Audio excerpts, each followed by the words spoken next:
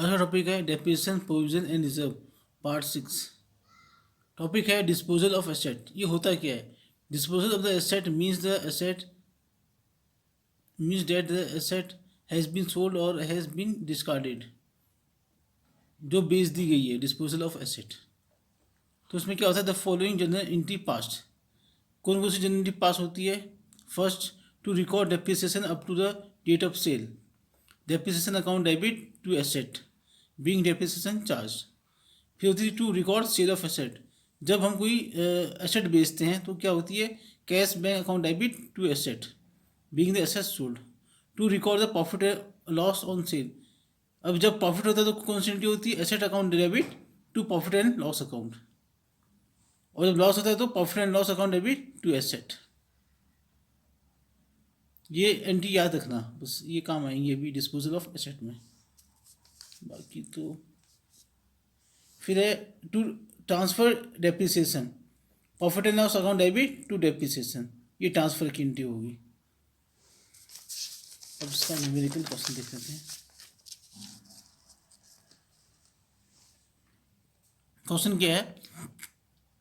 Vijay limited purchase a truck for ₹8 lakh plus IGST 12% on 1 July 2020। तो एक truck purchase किया है और क्या बोल रहा है? Depreciation is charge on truck at the rate 50% per annum on SLM basis. Straight line method से यूज़ करना है 15%, तो ओरिजिन कॉस्ट पे लगेगा जो भी डेप्रिसिएशन होगा। On 1st October 2022, the truck met with an accident. It was sold for 2 lakh plus IGST 12%। तो इसको 1 अक्टूबर 2022 को 2 लाख में बेच दिए। Prepared track account for 3 years, assuming that the company close its book on 31st December every year। तो ये होगा क्या है? देखो, ट्रक अकाउंट है ये। तो हमने ट्रक परचेज किया है to bank account July 1 8 lakh. Depreciation पड़ेगा 8 लाख पे 15% 6 महीने के लिए, तो कितना आएगा? 60,000 आएगा। और बैलेंस क्रेडिट कितना बचा? 7,23,000। फिर 740 नेक्स्ट ईयर बैलेंस बॉर्डन होगा। फिर डेप्रिसिएशन पूरे साल का पड़ेगा, इसमें पूरे साल का पड़ेगा। तो कितना? 1,20,000। कितना बचा? 6,20,000। फिर जनवरी को उसकी वैल्यू क्या है? 6,20,000। तो ऊपर देखो यहाँ लिखा है ऑन 1 अक्टूबर 2022 हमने ट्रक कितने का बेच दिया है? 2 लाख का बेच दिया है। तो 1 जनवरी से 1 अक्टूबर तक डेप्रिसिएशन भी लगेगा साथ में। ऐसा भी होगा, 9 महीने का डेप्रिसिएशन लगेगा इसमें। ठीक है, केवल 9 महीने का लगेगा यहाँ पे।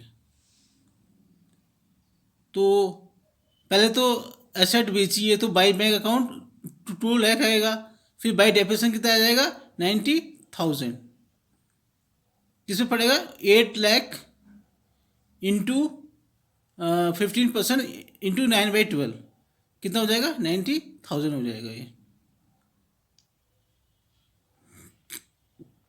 फिर ये तो है वर्किंग नोट है ये।